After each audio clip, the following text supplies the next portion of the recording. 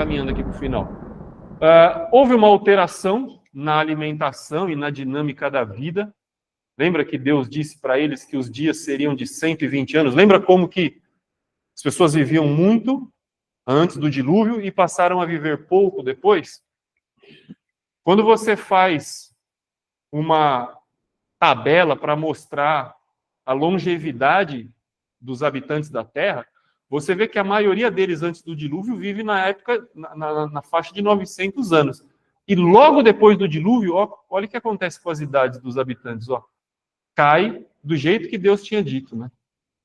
Então, ao que isto se deve?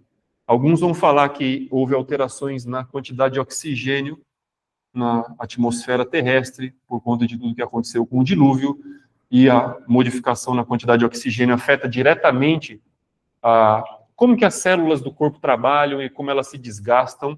Outros vão dizer que foi pela alimentação, né? Que era o que a gente estava falando. Eu não sei vocês, eu prefiro esse de baixo, né? Eu gosto.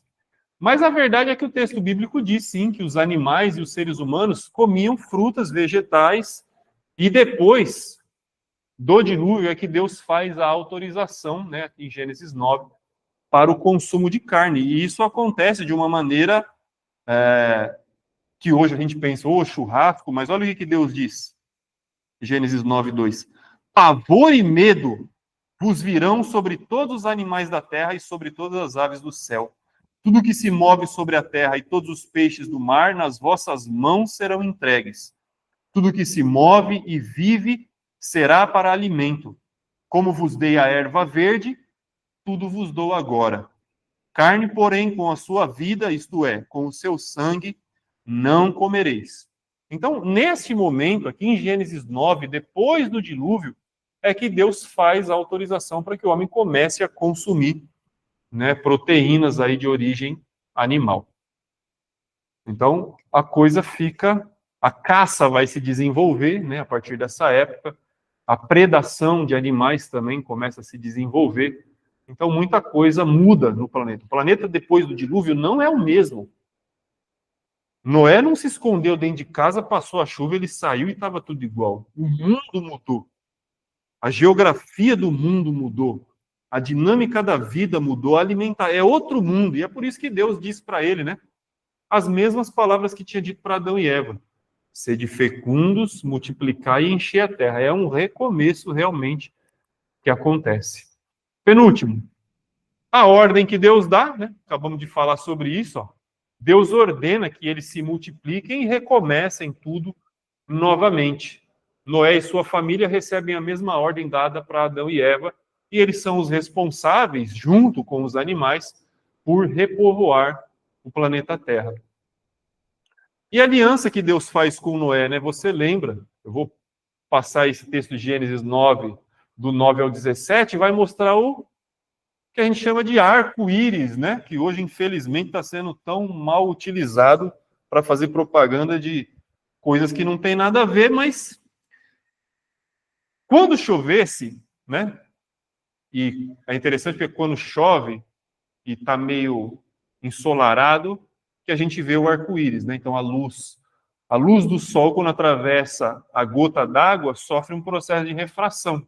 A luz é decomposta em todas as cores do espectro e a gente vê o arco-íris, que nada mais é do que a luz do sol atravessando as gotículas de água.